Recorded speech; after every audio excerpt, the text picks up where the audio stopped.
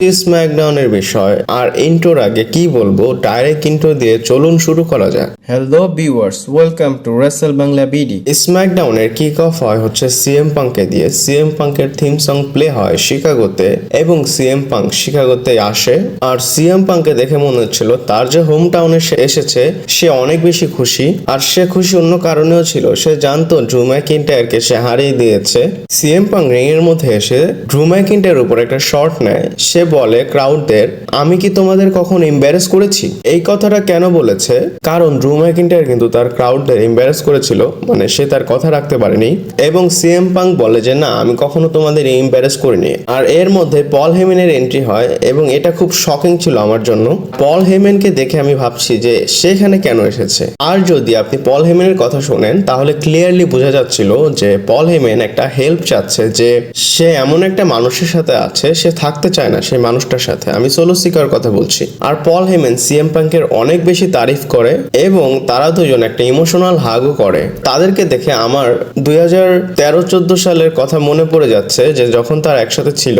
এবং CM punk Paul হেমেনকে বলে, are you all right, you don't look so good. আর এটা শুনে পল হেমেন অনেক বেশি ইমোশনাল হয়ে যায়। এছাড়া উই ওয়ান্ট রোমেন্টের চ্যান্ট হচ্ছিল এখানে, সেটা শুনেও পল হেমেন ইমোশনাল হয়ে গিয়েছে। এবং উই ওয়ান্ট রোমেন্টের চ্যান্টটা শুনে সিএম পাঙ্ক বলে যে আমার সেগমেন্টের সময় কেউ যদি হাইজ্যাক করে এবং বলে যে উই ওয়ান্ট রোমেন, আর এটা যদি পল হেমেনের জন্য হয় তাহলে আমার কোনো প্রবলেম নেই। আদারওয়াইজ অন্য কেউ যদি হতো তাহলে আমি কিন্তু তার সাথে ফাইট করতাম। আর বেসিক্যালি পল হেমেনকে দেখে মনে হচ্ছিল তার মধ্যে ওই জিনিসটা চলতেছে যে তার মনের কষ্ট সে কাকে বলবে। এবং সে সিএম পাঙ্কে বলে যে রেডিওতে শোনা যাচ্ছিল শিকাগো সিএম পাঙ্কের আড্ডা হতে যাচ্ছে, আর এটা সিএম পাঙ্কের হোম টাউন। আর এইসব শুনে যে current head of the table আর পল হেমেনের হেড অফ দ্য টেবল বলতে অনেক বেশি সমস্যা হচ্ছিল, কারণ সে সোলো সিকাকে হেড অফ দ্য টেবিল বলতে চায় না। এবং সে বলে যে এইসব শুনে সোলো সিকার অনেক বেশি প্রবলেম হচ্ছে এবং আমি একটা ফেভার চাই, কারণ আমাদের মধ্যে অনেক ভালো একটা রিলেশন আছে এবং আমি তোমাকে বলতে চাই তুমি এখান থেকে চলে যাও।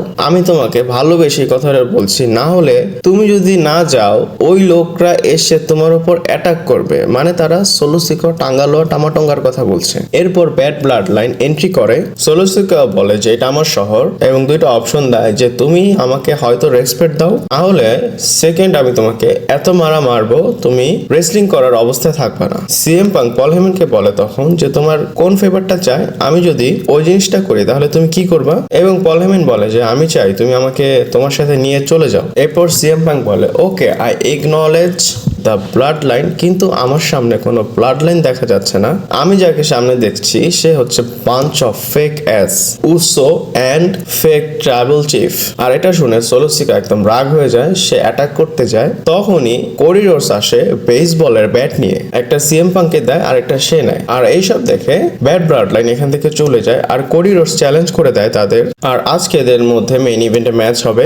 এরপর চেলসি গ্রিন, বিয়াঙ্কা ব্লেয়ার এবং মিচিমের মধ্যে ট্রিপল থ্রেট ম্যাচ হয়, যেখানে যে জিতবে সে মানি ইন দ্য ব্যাংকের জন্য কোয়ালিফাই হবে। আর এই ম্যাচে বিয়াঙ্কা ব্লেয়ার ম্যাচটা জেতার জন্য অনেক বেশি কষ্ট করেছে, আর তার কষ্টটাকে চুরি করে নেয় হচ্ছে চেলসি গ্রিন। আর চেলসি গ্রিন তাকে সরিয়ে পিন করে ম্যাচটা জিতে যায়। এরপর ব্যাক স্টেজে সোলো সিকাকে দেখা যায় এবং সে পল হেমেনকে অনেক বেশি রাগারাগি করে এবং সে বলে যে আমি চাই তুমি কেভিন ওয়েন্স এবং র্যান্ডি অর্টনের বিষয়টা দেখো।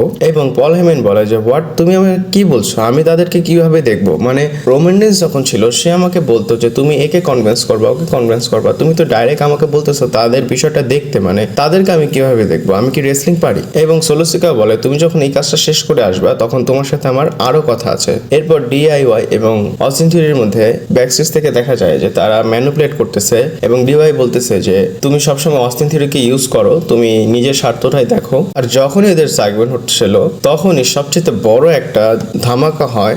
আর দেখা যাচ্ছিল পিছিয়ে যে শাটার, সেখানে অনেক জোরে একটা শব্দ হচ্ছিল, শাটারটা খোলা হয় আর নিচে সিএম পাঙ্ক পড়েছিল আর তার মুখে অনেক বেশি রক্ত ছিল আর পাহাড়ের মতো দাঁড়িয়ে ছিল ড্রু ম্যাকইন্টায়ার। আর সে কিন্তু রিসেন্টলি কুইট করে চলে গিয়েছিল ডাব্লিউডাব্লিউ থেকে। ড্রু ম্যাকইন্টায়ার সিএম পাঙ্কে কাঁধে করে নিয়ে যাচ্ছিল সেখান থেকে সোজা অ্যারিনার মধ্যে, আর সেখানে গিয়ে সিএম পাঙ্কে ছুঁড়ে ফালায় দেয় এবং সে এমন রিয়েক্ট করতেছিল যে আমি তোমার ক্রাউডের সামনে তোমাকে মেরেছি, তোমার কেমন লাগে তুমি দেখো, তুমি যখন আমার ক্রাউডের সামনে আমাকে হারিয়েছিল আমার কেমন লেগেছে এবার তুমি বুঝো। আর সিএম পাঙ্কের হাতে এইজিলির একটা ব্যান্ড ছিল, সেটাও ড্রু ম্যাকইন্টার নিয়ে নেয়। তখনই নিক কলিন্স আসে এবং দেখা যাচ্ছিল ড্রু ম্যাকইন্টারকে একটু ধাক্কা দেয়, মানে সে বলতে চাচ্ছিল যে তুমি কে, র থেকে এসে তুমি আমার স্ম্যাকডাউনের সুপারস্টারকে অ্যাটাক করো। আর সেখান থেকে সিএম পাঙ্ককে অ্যাম্বুলেন্সে করে নিয়ে যাওয়া হয়। এরপরে ম্যাচে টামাটুঙ্গা, কার্মেলো হেস এবং র্যান্ডি অর্টনের মধ্যে ট্রিপল থ্রেট ম্যাচ কোয়ালিফায়ার জন্য, আর যে জিতবে সে মানি ইন দ্য ব্যাংকের জন্য কোয়ালিফাই হবে। আর অবভিয়াসলি আমরা সবাই চাচ্ছিলাম র্যান্ডি অর্টন এই ম্যাচটা জিতবে, কিন্তু না,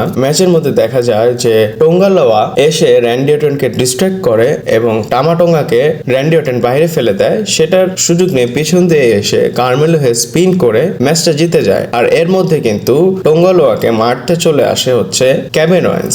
নিচে যখন কেভিন ওয়েন্স মারতেছিল সেই সুযোগটাই কার্মেলো হেস নিয়ে নেয় র্যান্ডি অর্টনের সাথে এবং স্পিন করে ম্যাচটা জিতে যায়। আর জেউস এবং Carmelo Hayes already money in the ব্যাংকের জন্য কোয়ালিফাই হয়ে গিয়েছে। এরপরে ম্যাচ হয় কেভিন ওয়েন্স, অ্যান্ড্রাদে এবং গেসিন হলারের মধ্যে। এটা মানি ইন দ্য ব্যাংক কোয়ালিফাইয়ের জন্য ছিল।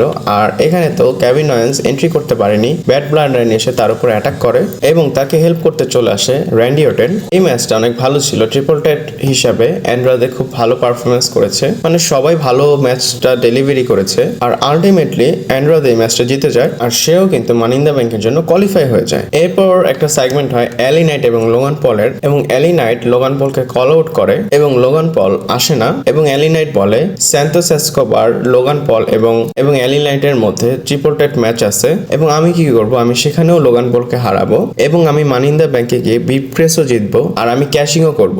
এবং স্যান্টোস এসকোবার তাকে ইন্টারাপ্ট করে এবং তার ইন্টারাপ্টের মধ্যে এলি নাইট বকা দেয়, মানে এমন ভাবে বলে যে এই বাজে মিউজিকটা অফ করো। স্যান্টোস এসকোবার অ্যাটাক করতে যায়, উল্টো সেই মার খেয়ে চলে যায় এখান থেকে। আর আমার স্যান্টোস এসকোবারকে দেখে মনে হচ্ছিল তার উপর কে ভরসা করবে যে সে মানি ইন দ্য ব্যাংক জিতবে। এলি নাইট যখন ক্যামেরার দিকে তাকিয়ে অনেক রাগ হয়ে কথা বলতেছিল, পিছন থেকে লোগান পল এসে তার উপর অ্যাটাক করে। আর আমার মনে হচ্ছে এলি নাইট যে তার সুইমিং পুলে গিয়েছিল, লোগান পল সেটার বদলা নিয়ে নিয়েছে। এরপর ব্যাকস্টেজ থেকে দেখা যায় মিচ এন্ড টিফিনির সাথে কথা বলছিল, পেছন থেকে এসে নায়া জ্যাক্স অ্যাটাক করে। আর আমার এটাতে কোনো লজিক লাগেনি সে কেন মিচেনের উপর অ্যাটাক করেছে। এরপর ফাইনালি মেইন ইভেন্ট হয় যেখানে সোলোসিকা এবং কোডি রোডসের ম্যাচ হয়। কোডি রোডসের সবসময়ের মতো গ্র্যান্ড একটা এন্ট্রি হয়। তো সোলোসিকার এন্ট্রির আগে ব্যাকস্টেজে দেখা যায় পল হিমেন সোলোসিকাকে বলতেছে যে দেখো আমাদের কি করা উচিত ছিল, ট্রাভেল চিফ আসার আগে আমাদের কোডি রোডসকে একটু বাঁচিয়ে রাখা উচিত ছিল, কিন্তু তুমি কি করছো, তুমি তার সাথে ম্যাচ করতেছো। এবং পল হেমেনকে সোলোসিকা বলে যে দেখো আমি তোমাকে ভালোবাসি, আই লাভ ইউ, বাট আমাদের এটাও বোঝা উচিত যে রোমান রেন্স কিন্তু এখানে নেই, সে এখনো আসেনি। এছাড়াও সে বলে সে আসবে না, সে এতটা কনফিডেন্সের সাথে বলে মনে হচ্ছিল সে রোমান রেন্সের বিষয়ে সবকিছু খবর রাখে। আর তাদের ম্যাচটা শুরু হয়ে যায়, 3-4 মিনিটও ম্যাচটা হয়নি, এর মধ্যেই টাঙ্গালোয়া এবং টোঙ্গালোয়া চলে আসে ম্যাচের মধ্যে ইন্টারাপ্ট করতে এবং তারা কোডি রোডসের উপর অ্যাটাক করে। এটা দেখে চলে আসে হেল্প করতে র্যান্ডি অর্টন এবং কেভিন ওয়েন্স।